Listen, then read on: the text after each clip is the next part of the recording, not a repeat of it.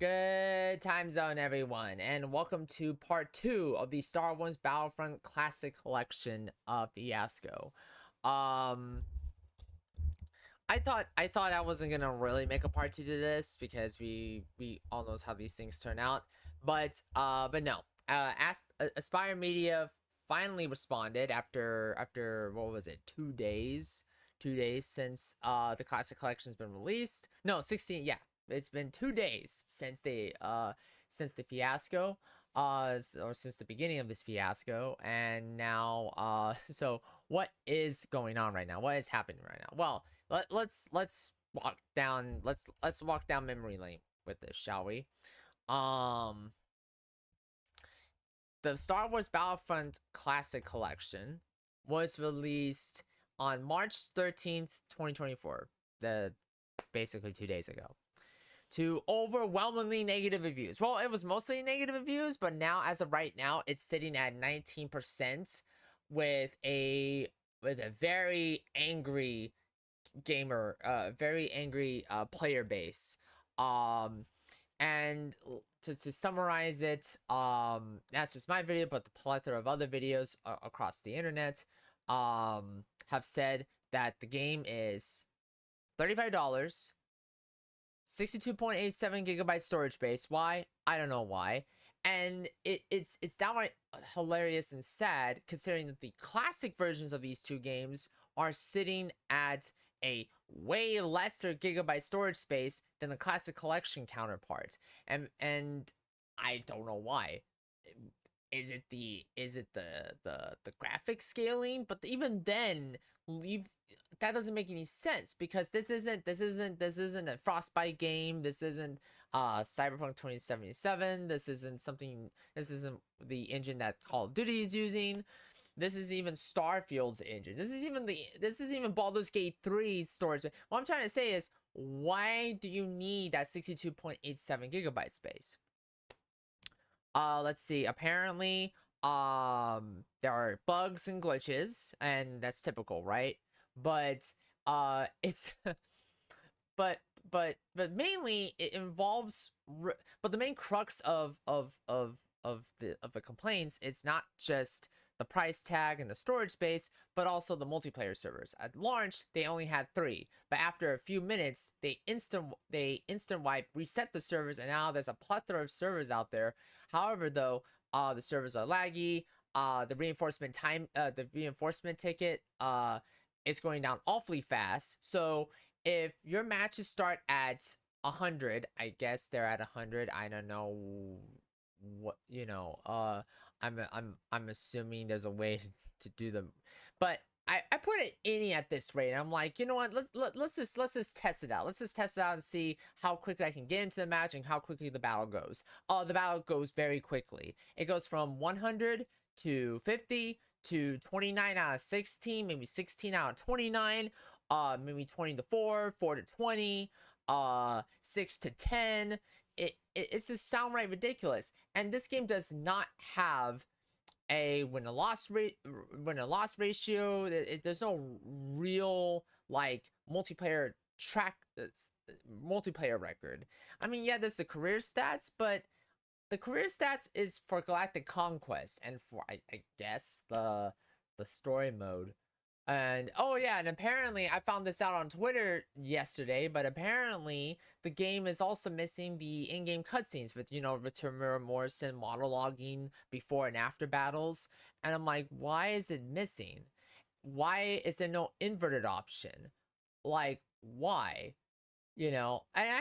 And it just blows my mind that basic controls are missing, basic common sense controls are missing. The fact that so far, for every multiplayer game that's come out right out the gate on 2024, ranging from Suicide Squad to Skull and Bones to this game now, for a 20-year-old game, by the way, why are we having server issues in 2024? I don't understand why.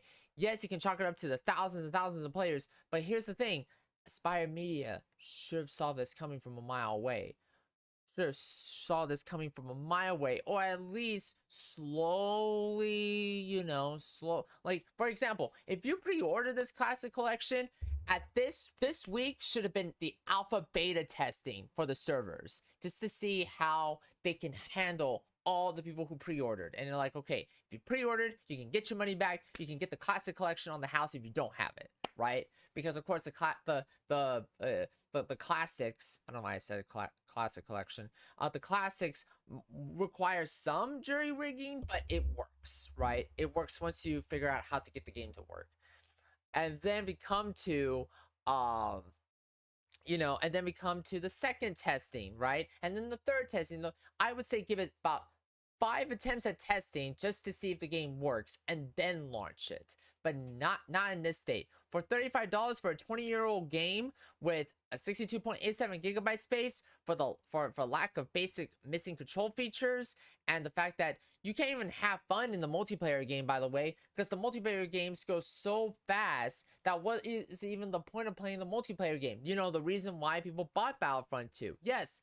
Or the classic collection. Yes, there's Galactic Conquest. Yes, there's Instant Action. Yes, there's Split Screen. Yes, there's Battlefront 1. But no one cares for any of. No one really cares about those unless you really want to, I guess, achievement hunt this, because apparently this game has achievement hunting. Apparently 45 achievements. You know, unless you're an achievement hunter, then by all means care about those modes. But realistically, people want to come back and get foolishly buy this game to relive the nostalgia, to relive the moments that were so iconic, and watch those wrist rockets and taking the command pose, and Lord Vader has entered the battlefield, and it's just mind-blowing, right?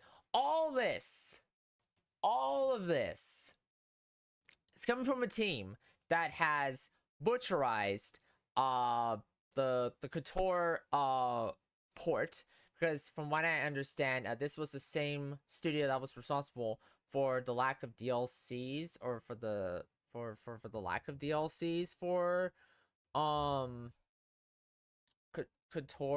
for the Knights of the Old Republic, or the fact that they ported it to Nintendo, the Nintendo Switch, but not without the DLC for it, or not without the official mod for it. Something about like restoring content or something. So the only game that I do recognize on their website is the fact that they worked on the Tomb Raider Remastered, which was a successful port. It was a successful port. Yeah, the mono controls needs a little fine tuning, but even then that's passable. But unfortunately, the only oversight to that is that the final level requires some aerial acrobatic shit, unless somebody found a mono control way of getting through that last bit with at the tail end of the game, and the leading up to the final boss room. But yeah, so 16 hours ago, Aspyr Media has released a statement, and it's about as PR as it's gonna get. It's about as PR as it's gonna get. This comes from them, but we would like to thank the Battlefront community for their overwhelming support and feedback for the Star Wars Battlefront Classic Collection release. Bruh, that wasn't overwhelming support. I don't think they know what that means, because right now you have mostly, wait, hold on. Mostly negative. Oh no, overwhelmingly negative. It glitched out on me. Overwhelmingly negative, with 4,200 reviews saying, buy the classic. I recommend it, right? This was not like the simulators first hour of launch, so let me get this straight. You don't launch this game with only a CD server. After 2 hours, they finally launched those servers, and they're terrible, horrible ping, stuttering, and by tomorrow, cheese will be rampant. No servers. As of now, the game's down and multi broken. Might as well play the original. Aside from the mention, as if VCP breaks most mods for PC due to changes in the file system that to me make no sense, since the game is as buggy as the previous version or worse. It's not better, and the new functions like switching barely work. So yeah, it's and overwhelming support. Aspyr, I don't even know what that means, bro, because right now the game has currently in game right now 2,292 in game right now.